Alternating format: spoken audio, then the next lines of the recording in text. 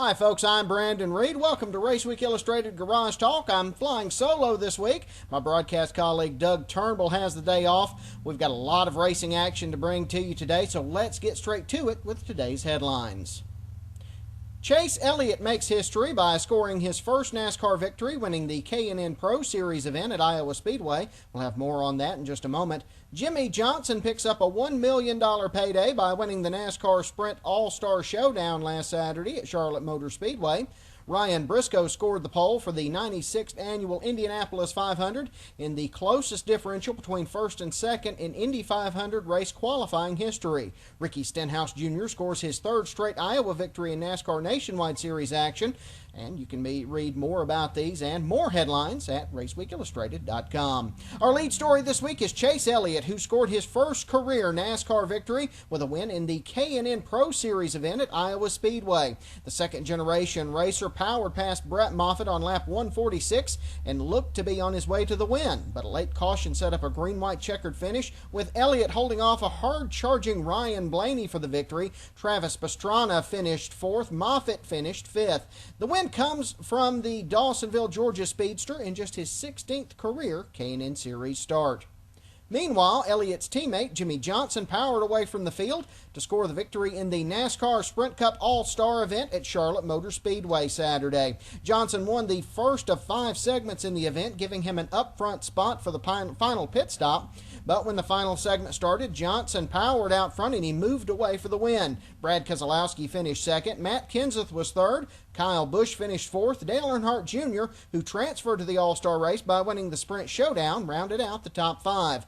The win puts Johnson in a very elite club. It's his third victory in the event. That ties him with Dale Earnhardt Sr. and Jeff Gordon on the all-time All-Star win list.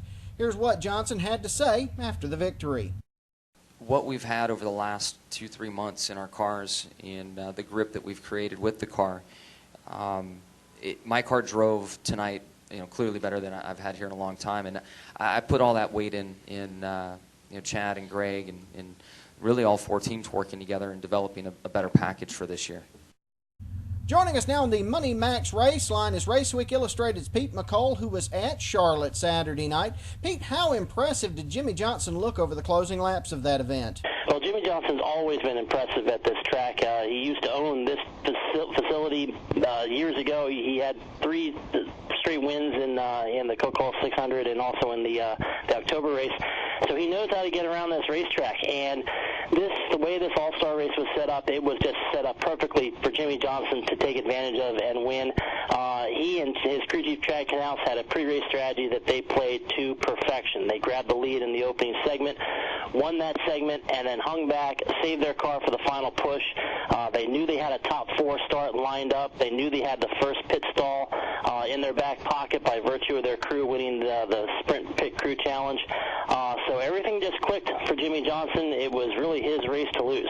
Now, Pete, let's talk about the format. The winner of each segment essentially gets a free pass to the front, going to the front of the line for the final round of pit stops. Now, after winning his segment, Johnson ran tail-end Charlie to the rest of the pack for most of the rest of the race until that last segment. It kind of made it a sandbagging race, don't you think?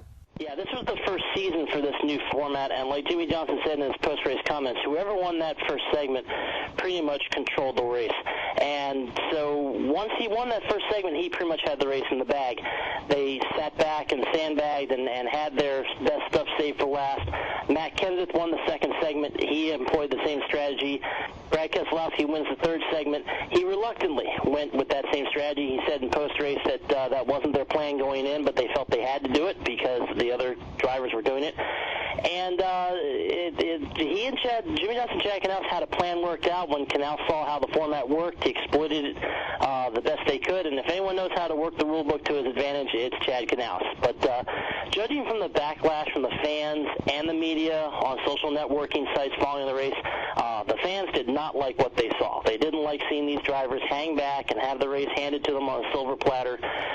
The All-Star race is all about making it exciting for the fans. Every year there's a new twist to the format of the race to try and make it more interesting for the fans, make it a real competitive race for the drivers. But I don't think this is what anyone had in mind when they announced this format earlier in May.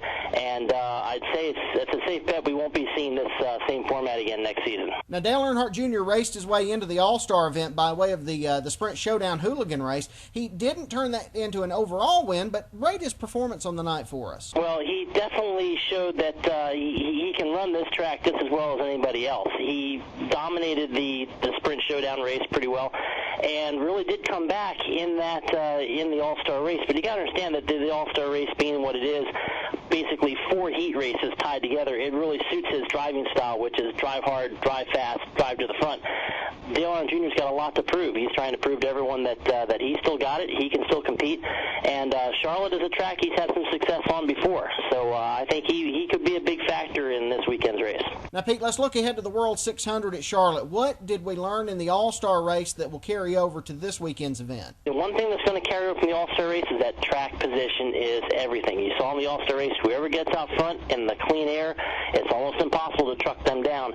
If you have a driver like Jimmie Johnson or a driver like Brad Keselowski who can get out front and get out front early, especially if we have the 20-lap green lap segment to end the race, I think it's going to be almost impossible for anyone to make up that kind of ground. Can Jimmie Johnson be as strong in the 600 as he was in the All-Star race? Well, he's proven that he knows how to get around this racetrack. Now, they're not bringing the same car back that they had in the All-Star race. It's going to be a different car.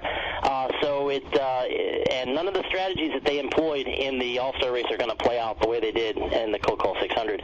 So it's really going to be whether or not they can keep their car going. And as we saw in the All-Star race, some of the Ford cars had some troubles with their engines, and engine wear can be a huge factor in this race. So it's a lot of unknowns when you have a race as long as this one. It's all about managing the equipment. Hendrick Motorsports has got some of the best equipment out there. I think all 4 of their cars are all potential contenders for victory this weekend. Who will be the ones we need to watch in the 600, Pete? If it comes down to fuel mileage, it can be anybody's game. But I really think the Hendrick Motorsports team is very stout at this racetrack. They have been in the past. The Ford cars are running very well. And also, you can't count on Tony Stewart. He's shown a lot in that All-Star race as well. He came back from being down a little bit early in the race and came back. And it could be anybody's race. It just depends on who can manage their equipment the best. Pete, thanks for all your hard work, and we'll talk to you next week after the World 600. Thanks for having me on. We've got to take a quick break. When we come back, we'll be sitting down with racing announcer and broadcaster Charles Head. You're watching Raceweek Illustrated Garage Talk. We'll be right back.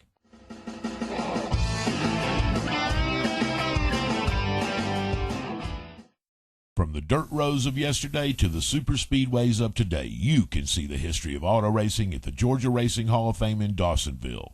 See the beginnings of modern stock car racing, from the moonshiners to today's young guns. See the cars the legends drove. Take a walk through the Hall of Fame and visit the Elliott family room, where Dawsonville legend Bill Elliott's trophies are on display. All that's waiting for you at the Georgia Racing Hall of Fame, 7 days a week at 415 Highway 53 East in Dawsonville.